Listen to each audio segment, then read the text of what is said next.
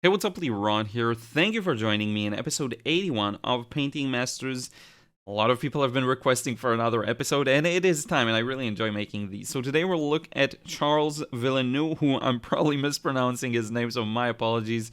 From what I could gather, a French architect and artist and designer, though probably living in Spain. I may be mistaken about that. That's what I could gather from the website and everything. So, something very interesting is going on here. This is an approach and style that is very close to me. It's something that I often see and often enjoy, often observe.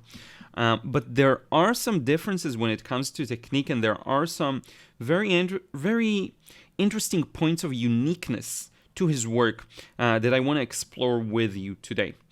One thing that sort of guides that is the sheer size of the paintings. Some of the paintings are really large. This one in particular is very large. And later I'm going to show you a part of a video showing how I believe this was painted, so that you get a bit of a scale. But just to give you an idea, it's a big piece of paper, like a full sheet, and he's working on it. And that dictates a bit of a different technique. With that, his style isn't like fully photorealistic like some other artists that you'll see. There is a lot of simplification element to it, and if we zoom in here on the right side, you'll see how the story is told in a very effective manner, and the level of detail does match our perceived distance, right? So this building here, the blue, beautiful, French architecture, so nice looking, and when you compare it to, let's say, the left section, it's of course much more detailed.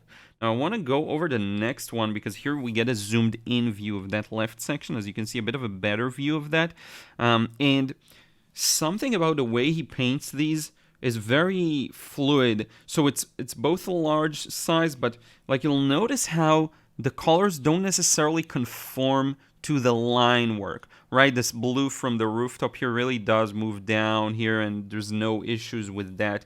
And it is perceived from far as a very realistic, loyal to the source version or a painting or a piece of art, which I love. So it goes to show you how you have a lot of wiggle room actually when it comes to the details. If you look at this boat here, for example, this is so nice. You can tell it's a boat. And by the way, sorry if there's a bit of a background noise from the outside. There's a lot of constructions around here. So you can see this very nice little indication. It's a boat, the red stripe, but nothing really there, Same for the details here. There were some sketches done. And what seems to be pen, by the way, in many of these, I don't believe that's pencil, but really no detail. So it's almost like a hybrid, interesting approach where there's use of very accurate and detailed sketches, but then the paint stage kind of does its thing without any stress or obsession towards really showing each and every individual detail, which I absolutely love. So let's look at some more. This would be a more typical, quote-unquote, thing to see, but I left the best for last. So you will see what I feel like is the best work of his style, not technically, but like if you take what makes him unique, that's what I love to see from his style in particular. But notice how, again, the contrasts, the values, everything is on point, everything is there. Not to mention a beautiful composition, but and I believe that's actually a cropped part. Some of these are cropped parts of his paintings that I found online that just look really good, so I wanted to show them. But even the grays, and this is something we discuss a lot here, the gray, different hues of gray, they all match and they all work really well together. So you catch a bit of the coolness blue here, a bit of the warmness orange there, a bit of blue here, but it's all part of the same family. It's a very almost French ultramarine, new gamboge type of, and then maybe a quinacridone kind of red, and it's all muted down a lot, which is something that's very realistic. Often views will look like that. It's far less common in real life to see views that are very saturated with lots of shiny colors that are different, even cityscapes, because it's all influenced again by the silent light and shadow conditions. So all of these grays, they communicate with one another. They really do speak together, which is why they look good, and which is why it's very easy to mess this kind of a thing up and just use a bunch of grays that don't relate and have nothing to do with each other. The gray is a bit of a trap, and it takes some time getting used to, but it is worth doing as a study. Now, this is... So I told you I saved the best for last, in my opinion. This is another one that is like, this is what I love seeing from this artist. This is some of the most distilled uniqueness that I see in his work. And it's, again, this lovely sketch that is fairly detailed, and even with some very strong colors, like this blue over here and these oranges and reds and white highlights, or creamy kind of, color of a highlight. And then on top of that, look at how the color is serving the ultimate purpose of the painting. It's not about painting each and every detail, it's about telling the story. And the story is this, I guess that's Piazza Duomo, I'm not even sure, probably mistaken, because there should be another one. I'm not sure where that is, so you'll forgive me. But, this tells the story against that beautiful background with probably more rural areas. And then this here does exactly what it needs to do, and it's exactly what it needs to be. Right, and even those small details there that are included, it's a very minimal, it's a very light touch. So just fantastic. I love that. I love how he almost allows the pencil and pen, whatever it is, to do a lot of the talking, which is really nice. It's almost the reverse of what you'll see, where first you paint, then you add line work to only a few, the bare minimum kind of areas. And what this does is it allows the paint to speak. This is almost the opposite, still allowing the pencil to speak through, which is really lovely. Look at these beautiful negative painting around these details of the outer wall. I just now realized that's a bright rooftop behind that. And then, one more thing I want to direct your attention to. Look at this lovely thin wash, very light value, and that's something that I struggle with often. I always talk about how hard it is to get the nuances in the dark side of the color scale, but it's actually very hard also on the light side. Whenever we talk nuances, there's a challenge there present, and look at how we captured that perfect transition from like a 0 or maybe 1 out of 10 value to a 2 or a 1. So that's a jump in 10%. Value jump, maybe even less, I'm not sure. But that is just fantastic, and it's noticeable, like your eye perceives that. It sees that kind of a thing. And look at how beautifully it intersects with this tower and this tower. Like this, I would do a little lower. I like that it's not a full overlap, but that's probably maybe how it was there. Look at this beautiful bluish shadow, right? Even these strong colors are relatively weak and meek. That's, by the way, something I'm totally gonna steal in terms of experimentation. I wanna try and experiment with that kind of a thing. Enabling the pencil to show through, letting it carry a lot of the structure, and then having the paint as kind of an under painting, and then leaving a few spots for a bit of a more pronounced, like yellows and oranges and blues. Some of my favorite color combinations, by the way. I love that. I love the warm scale and then leaving some blue there. But in any case, let's move on. We have a lot more to look at. Here's another one that's like, this is it. So if you go on his Instagram, you'll see it. I'll probably put somewhere below a link, or you can find it in the description if I don't put it in the video, but check out his Instagram. It's worth seeing. And you can tell, so because of the size of some of these paintings, I don't think this is a huge one, but some of the other ones, the techniques seem to have been developed around it, and there's a lot of emphasis on smooth wet washes. So this is probably part of what enables him to get all of these big shapes, and they're relatively smooth, right? You can see some transitions here and there, but that doesn't detract. And I love the idea of a muted foreground and sorry about the nose, a noise. Not nose. I know I have a big nose, but sorry about the noise. Against a more colorful, saturated background. Like, how cool is that?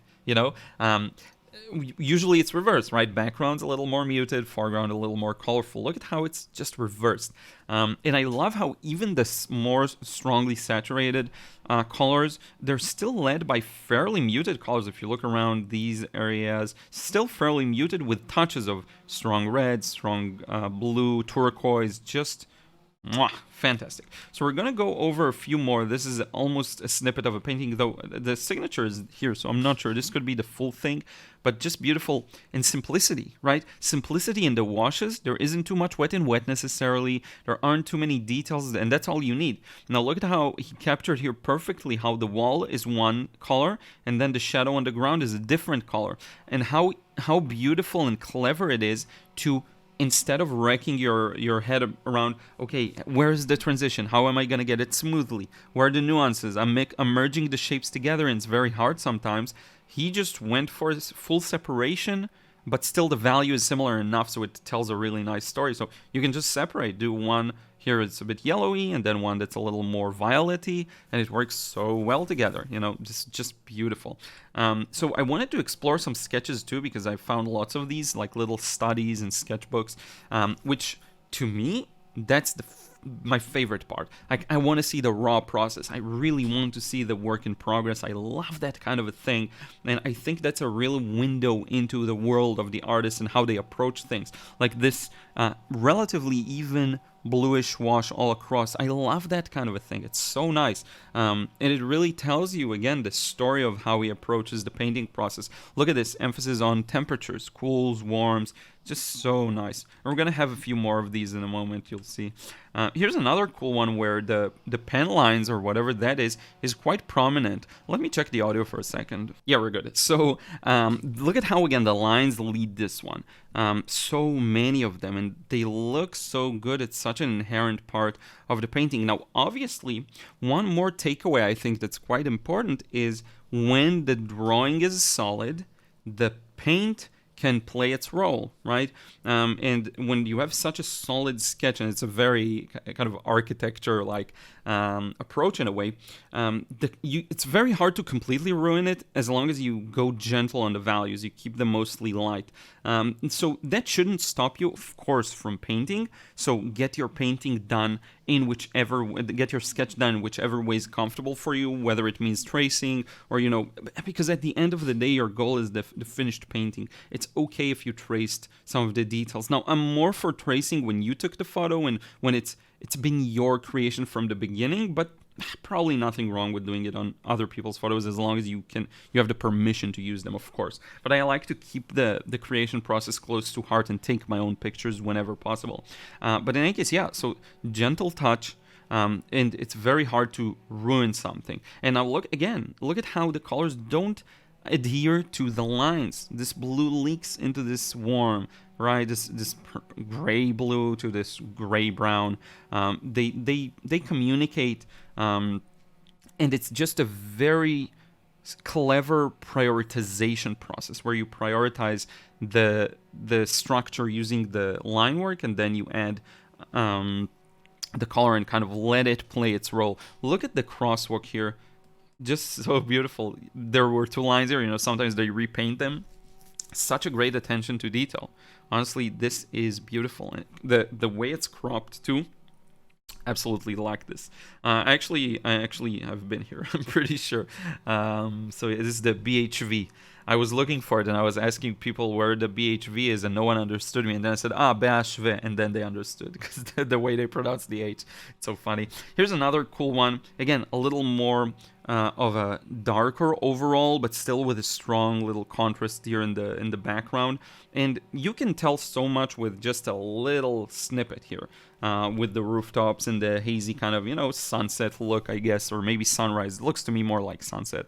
And these the highlights here are just a mid value, probably mid to dark even, but when you capture these nuances, everything looks so cool. Here as well, all of these, probably done a lot with opaque paint. I don't know if he's using masking fluid, but we'll look at the process in just a second, the video, and we can kind of infer whatever we can infer. Another like really high contrast one. One thing to take away from this is how light likes to leak through objects almost. So when something really is close to the light source, and this is against the light because everything is just kind of one big shape of darkness, it's pretty, I'm pretty certain that's like the sun is either in the top right corner or somewhere behind here. with a bit of a haze. So see how the yellow kind of leaks through the statues here and here, and it influences not only their color, making it a little warmer, but also their value, making it a little lighter. So that's something to always notice. You'll see this when the sun rises behind the building, so this area of the building will be a little bright. You can tell that with this tower as well. With the structure, a bit warm, a bit light, and then as we move down, it's a little dark. But the magic is in not overdoing it, really adhering to the nuances. That's how you get it to look really well balanced. And of course, some nice little opaque touches there. Maybe a bit of snow on the tree or just light, I'm not sure. But just fantastic work. Again, with these, dry brush marks, you can tell so much by what you leave light and white, paper white in this example. It's just fantastic. And I believe this was enhanced with some opaque touches afterwards. But just so nice. Look at these, how these washes are all, they all communicate. Again, it's one big wash, maybe done, with multiple glazes, could be, where the colors are really well thought out. Each and every layer is really well thought out. This layer, and then this layer, and that layer. Very clever. A few more sketches I did want to show you. These are more pure sketches, less paint, but we will have soon one with paint. Look at these lines. Again, these lines do translate to the paintings because we have seen them in the paintings. Seems to have obviously very good knowledge of perspective, getting those arches in perspective. That's to be expected of someone that's their line of work. Architecture, design. Look at these colors in this small, tiny snippet. Just fantastic. And this idea again of this building in the shadow, these buildings in the light, I really often I'll think about how these sketches are much more telling about the heart of the artist and what they enjoy and what they like, more than the finished products. I think you could call this, of course, the finished product, more than the big, more serious, more time-consuming paintings. I think it's to some extent the less time you spend on a piece, the more it tells about you, because you go at it, right? It's more of you. It's more of a raw experience, kind of. Here's another amazing one. Sense of scale. These massive poles, or what do you call it? Pillars. There's a name for it. I'm sure there's a professional name for these specific pillars and where they specifically came from. It's really cool. Pretty sure I was here too. And look at how, he's not worried about necessarily pushing the darks to be as dark, The darkest values are somewhere around here, and they're not as dark, and they're a bit even reddish, which is really cool. It's just a cool color selection, I think. Not too worried about, it has to have a strong contrast. Some magic can be in the very small transitions, right? Even this pillar, it's how tempting would it be to go very dark on the pillars and have the building light at the back? Not necessarily what you have to do, Very clever. Look at this here, just a bunch of people, and you can tell it's a group of people. You don't need much. This bluish color for the car leaked into the building in the background. Just very clever structure of a scene, Another fantastic one. Look at these details. Oh my, I love this. Whenever I get to see rooftops from up close, I enjoy it tremendously. This section here, again, letting the lines hold the structure, and paint is just almost an underpainting, but it's over the lines. Look at that. And then obviously a lot of simplification. And then in the farthest reaches of the painting, very gentle. Again, these 10% increments of value. And that's a great way to practice. Do tons of value scales where from the beginning you decide, okay, it's going to be a 10 value scale. And then you're really forced to see how much you're able to push the value just in 10% increments. Maybe challenge yourself, go 20 different values. So then you're forced to push it in 5%, which isn't easy at all. It's just a great way of practicing. Of course, at the end of the day, you can look at something and match the value, but understand that a lot of our job as artists is to enhance what we're looking at. And a big part of enhancing what we're looking at is maybe telling a clearer story by distorting some of the values in the colors, which I'm sure he's doing here to an extent, because just that's how artists do it. So even though you're not necessarily gonna go, okay, this is 10% darker, this is 5% darker, it's worth having that ability as an ability. Here's another really cool one. I love the details here up close. The cars, look at how beautiful the cars are. Really fantastic. I love this yellowy and then bluish. But this is very zoomed in, so we can see a bit less of the details. I would have loved seeing this one in real life, actually. And then my has to be one of my personal favorites. It's so funny. It's not necessarily as detailed as the others, though it's quite detailed, but like everything here, perfection. The colors seem strong in the context. So I bet if we let 20 aspiring watercolorists paint this who are less experienced, you're gonna see all sorts of wacky blues and oranges and exaggerated, which is great. I love exaggerating too sometimes, but the magic here really is in those small nuances. And because the transitions and the colors communicate really well with one another, the colors actually look pretty strong, where they're not as strong as you may be led to believe. But again, this use of blues, oranges, a bit of yellows in the middle, a bit grays, tons of grays, a bit of a gentle purpley kind of touch here and there. It's just so clever. And then if you look at the whole thing as a pure like big composition, you have one big kind of shape for the background with lots of small details and highlights interspersed. We have this large area, and even in that there's an interesting variety of edges. All right, sharp and then blended. Sorry, I know you can't actually see my cursor. Here you can see it. Blurry, sharp, a little sharp, then again blurry. Here you're like really breaking off the shape. And then look at the bottom, the very bottom here. I love these spills, right? It's spilled down, maybe by tilting the paper or just having it at an angle all this time. If we go back to the statue, such an interesting shape against the sky, and look at this small, like he's holding something in his hand, and it's just a thin line. Very, very impressive attention to details, right? Not just these, obvious details, or like the trees and all of these, like just the smallest of details. And the smallest, like a bit of a transition here from a slightly light to maybe 5% darker.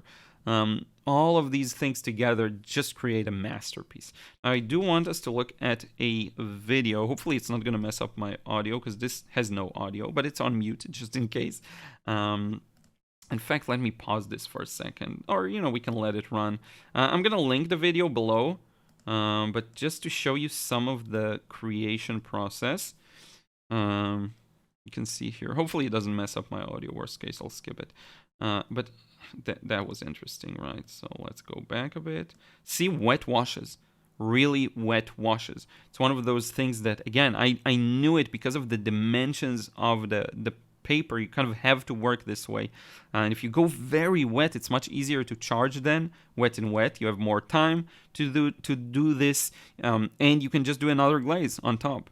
So this is really clever. Very thin wet washes. We will see some wet and wet, if I'm not mistaken, with some of the trees in a second. Let me skip ahead a bit. Look at this big brush. You have to work fast in these kinds of things. And I think in the water, it's just a very smooth transition from light to dark. And then the crisscrossy lines tell the rest of the story there. But you can go and check out, like watch the video in its fullest. Like, look at all those small details. I remember there is a small instance of wet and wet. Maybe I'm imagining. Ooh, what's that?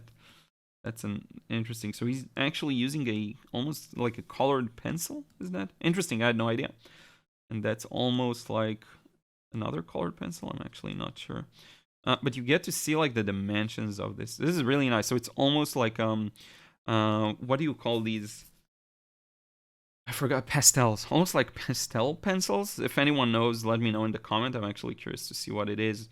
But just a very clever process that dictates, that is dictated by the desired result.